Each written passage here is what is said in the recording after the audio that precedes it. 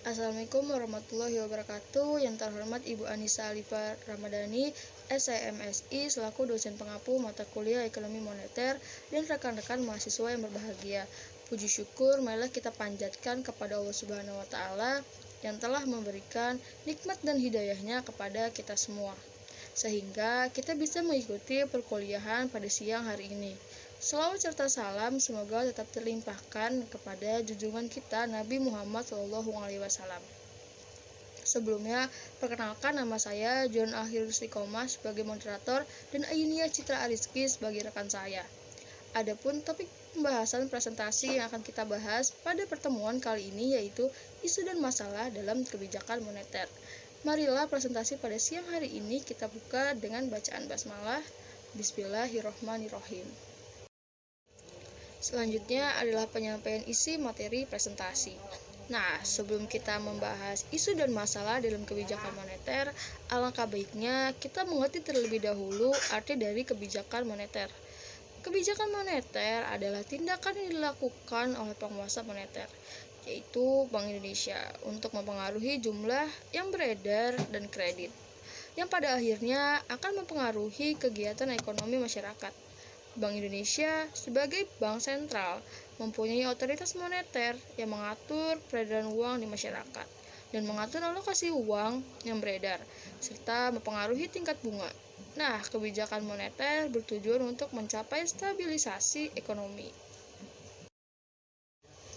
Setelah kita sudah tahu pengertian kebijakan moneter, kita perlu tahu terdapat tujuan dari kebijakan moneter menurut Bank Indonesia. Bank Indonesia memiliki tujuan untuk mencapai dan memelihara kestabilan nilai rupiah. Tujuan ini sebagaimana tercantum dalam Undang-Undang Nomor 3 Tahun 2004 Pasal 7 tentang Bank Indonesia. Hal yang dimaksud dengan kestabilan nilai rupiah antara lain adalah kestabilan terhadap harga-harga barang dan jasa yang tercermin pada inflasi. Untuk menjaga sasaran laju inflasi yang ditetapkan oleh pemerintah, secara operasional, pengendalian sasaran-sasaran moneter tersebut menggunakan instrumen-instrumen antara lain operasi pasar terbuka di pasar uang baik rupiah maupun valuta asing, penetapan tingkat bunga diskonto, penetapan cadangan wajib minimum, dan pengaturan kredit atau pembiayaan.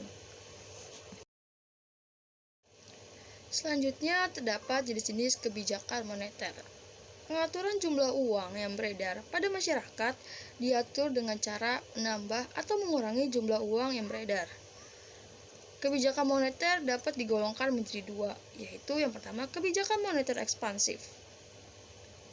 Adalah suatu kebijakan dalam rangka menambah jumlah uang yang beredar. Kebijakan ini dilakukan untuk mengatasi pengangguran dan meningkatkan daya beli masyarakat atau permintaan masyarakat pada saat perekonomian mengalami resesi atau depresi. Kebijakan ini disebut juga kebijakan moneter longgar.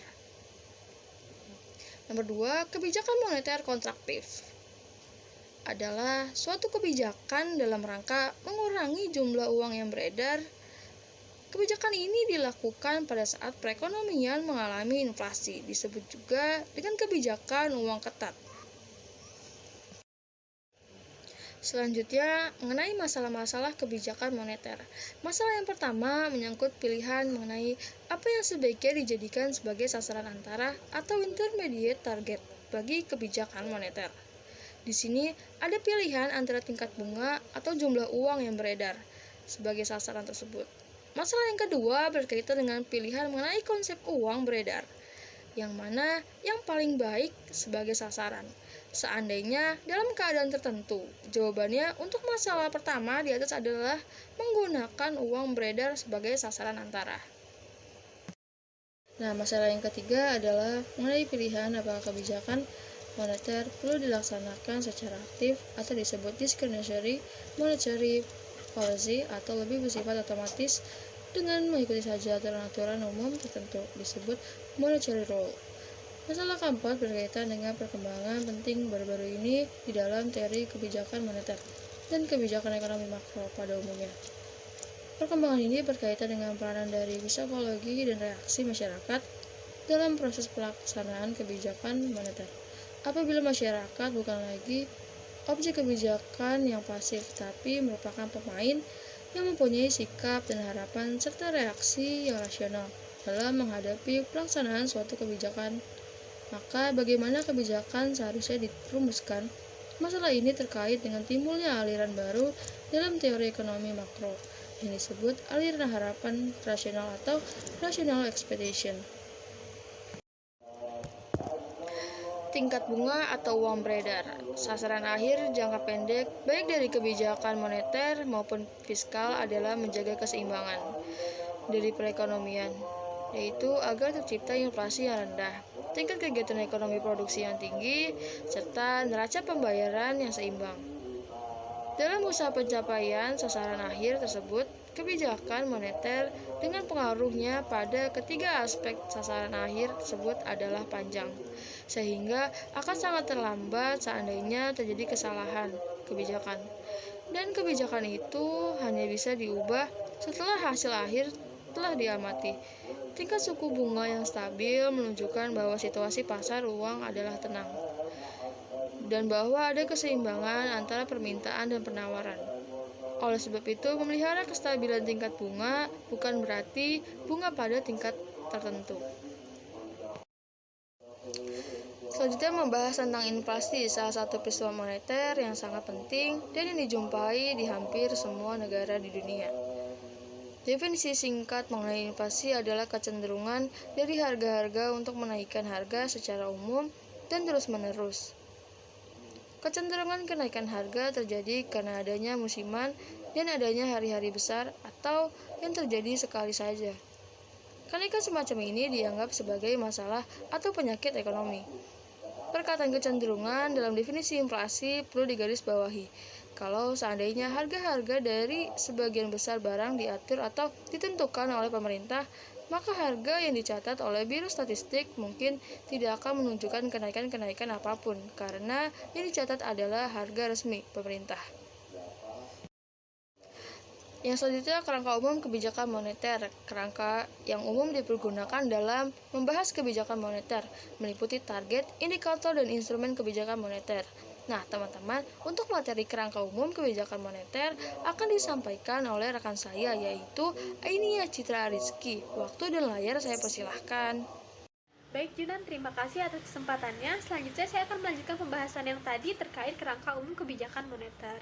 Nah, seperti yang tadi sudah dijelaskan, kerangka umum kebijakan moneter meliputi target, indikator, dan instrumen kebijakan moneter. Nah, apa sih target akhir atau ultimate target kebijakan moneter? Target akhir kebijakan moneter adalah variabel-variabel yang ingin dicapai oleh otoritas moneter. Untuk memudahkan, karena di kebanyakan negara otoritas moneter adalah bank sentral. Nah, maksud target di sini adalah variabel yang ingin dicapai oleh bank sentral. Nah, sedangkan indikator kebijakan moneter adalah variabel-variabel yang ingin dikontrol oleh bank sentral agar sasaran akhir dapat dicapai. Indikator juga disebut sebagai sasaran menengah atau intermediate target dalam usaha mencapai sasaran akhir dari kebijakan moneter. Sementara itu, instrumen kebijakan moneter adalah seperangkat variabel yang ingin dicapai dan sepenuhnya dapat digunakan oleh bank sentral untuk mengontrol indikator sedemikian rupa sehingga target yang ditetapkan dapat dicapai. Nah, pertama-tama bank sentral menetapkan target yang ingin dicapai, apakah kestabilan harga, pertumbuhan ekonomi yang tinggi, atau neraca pembayaran yang seimbang. Target tersebut ditetapkan agar sasaran akhir kebijakan moneter, yaitu kesejahteraan masyarakat, dapat dicapai. Berhubung variabel-variabel utama pasar uang yaitu suku bunga dan jumlah uang beredar mempunyai peranan yang menetapkan apakah target-target tersebut dapat dicapai atau tidak. Kemudian tahap berikutnya adalah memilih variabel pasar uang yang paling tepat untuk dikontrol agar perkembangannya dapat menunjang tercapainya sasaran. Nah, variabel-variabel pasar uang tersebut disebut sebagai indikator karena indikator sering bergejolak sesuai dengan perubahan-perubahan yang terjadi pada kekuatan-kekuatan yang bergerak di pasar uang, yaitu permintaan dan penawaran. Nah, indikator yang dipilih harus dapat dikendalikan dengan baik untuk kemudian diarahkan agar perkembangannya menunjang usaha pencapaian target yang telah ditetapkan. Pengendalian indikator tersebut dilakukan oleh bank sentral dengan menggunakan instrumen moneter yang dimiliki, yaitu Reserve Requirement, Open Market Operation, dan Discount Rate Policy. Nah, selanjutnya itu ada sasaran akhir kebijakan moneter. Target atau sasaran kebijakan ekonomi pada umumnya juga merupakan target kebijakan moneter, yaitu stabilitas harga, pertumbuhan ekonomi jangka panjang, kesempatan kerja, dan keseimbangan neraca pembayaran. Stabilitas harga dan keseimbangan neraca pembayaran merupakan sarana pendukung. Nah, sasaran akhir dari kebijakan ekonomi moneter yaitu kesejahteraan masyarakat. Target kebijakan moneter ini bersifat dinamis dan selalu disesuaikan dengan kebutuhan perekonomian di suatu negara. Akan tetapi, di kebanyakan negara menetapkan 4 hal yang menjadi ultimate target dari kebijakan moneter, yaitu yang pertama, pertumbuhan ekonomi dan pemerataan pendapatan. Selanjutnya yang kedua, kesempatan kerja, yang ketiga, kestabilan harga, dan yang terakhir, keseimbangan neraca pembayaran. Nah, sebagai contoh, apabila Bank Sentral melakukan ekspansi moneter untuk mendorong tingkat pertumbuhan ekonomi dan memperluas kesempatan kerja, tindakan tersebut mempunyai dampak yang tidak menguntungkan terhadap kestabilan harga dan keseimbangan neraca pembayaran. Ekspansi moneter yang berlebihan cenderung mendorong laju inflasi yang pada gilirannya akan mempengaruhi kegiatan ekspor-impor barang dan jasa. Tapi sebaliknya, kebijakan moneter yang ketat dapat menunjang tercapainya kestabilan harga dan keseimbangan neraca pembayaran.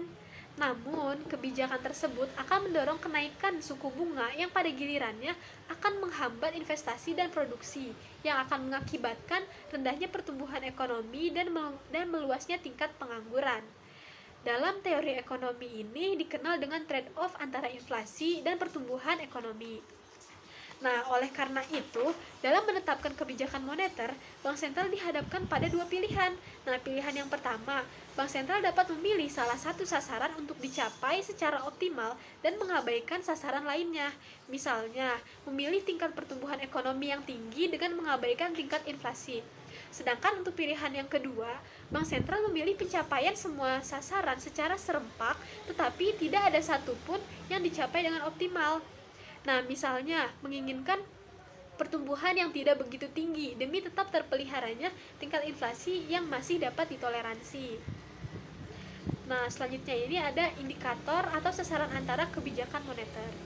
Nah, indikator tersebut umumnya ada dua hal, yaitu suku bunga atau uang yang beredar.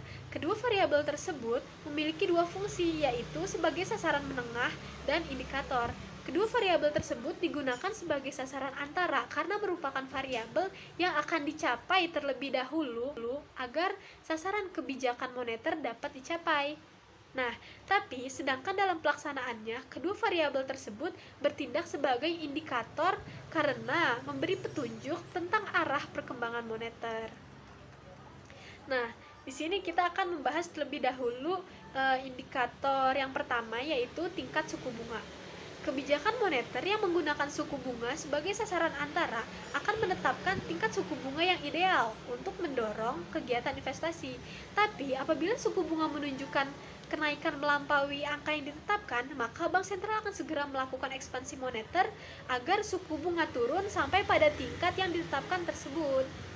Nah, misalnya Bank Sentral menargetkan tingkat suku bunga sebesar 10% per tahun. Nah, itu adalah tingkat suku bunga ideal yang dapat mendorong kegiatan investasi yang selanjutnya dapat mendorong pertumbuhan ekonomi pada tingkat yang diinginkan. Tapi, apabila ternyata suku bunga meningkat melampaui angka yang ditetapkan, maka Bank Sentral akan melakukan ekspansi moneter untuk menurunkan suku bunga sampai pada tingkat yang diinginkan. Nah, tapi sebaliknya, apabila suku bunga menurun, maka Bank Sentral akan melakukan kontraksi moneter. Nah, dari sini terlihat bahwa satu pihak suku bunga dapat diupayakan untuk tetap stabil, tapi di pihak lain, monetary aggregate atau uang beredar akan bergejolak naik turun untuk mempertahankan suku bunga yang ditetapkan.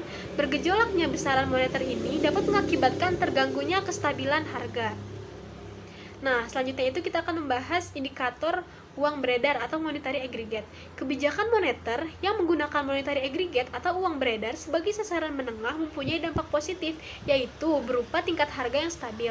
Apabila terjadi gejolak dalam jumlah besaran moneter, yaitu melebihi atau kurang dari jumlah yang ditetapkan, maka Bank Sentral akan melakukan kontraksi atau ekspansi moneter sedemikian rupa sehingga besaran moneter akan tetap pada suatu jumlah yang ditetapkan. Nah, pemilihan monetary aggregate sebagai sasaran menengah memungkinkan terjadinya gejolak suku bunga yang disebabkan oleh gejolak permintaan yang tidak dapat diimbangi oleh penawaran. Nah, besaran ini juga lazim disebut dengan jumlah uang yang beredar.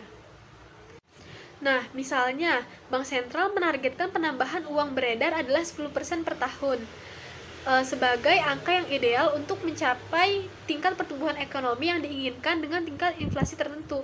Nah, maka apabila terjadi gejolak dalam jumlah uang beredar yang lebih tinggi atau lebih rendah dari jumlah yang ditargetkan, maka Bank Sentral akan melakukan tindakan kontraksi atau ekspansi moneter sehingga jumlah uang yang beredar akan tetap pada jumlah yang ditargetkan.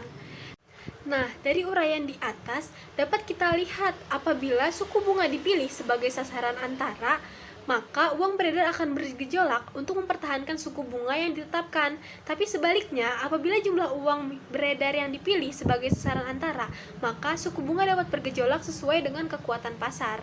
Dengan ini, strategi terbaik mengenai apa yang sebaiknya dijadikan sebagai sasaran antara atau intermediate target bagi kebijakan moneter yaitu semacam kompromi antara kedua pilihan tersebut, yaitu kita menggunakan keduanya antara uang beredar dan tingkat bunga sebagai sasaran antara, meskipun dengan memberi peranan yang sedikit berbeda kepada masing-masing.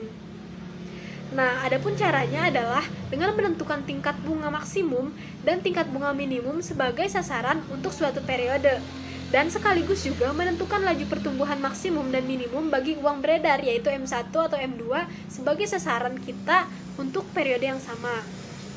Tapi apabila misalnya pada suatu saat dijumpai bahwa tingkat bunga cenderung meningkat melampaui tingkat maksimum yang ditargetkan, maka kita bisa meningkatkan laju pertumbuhan uang beredar. Nah, sebisa mungkin kita masih dalam batas-batas sasaran yang ditentukan.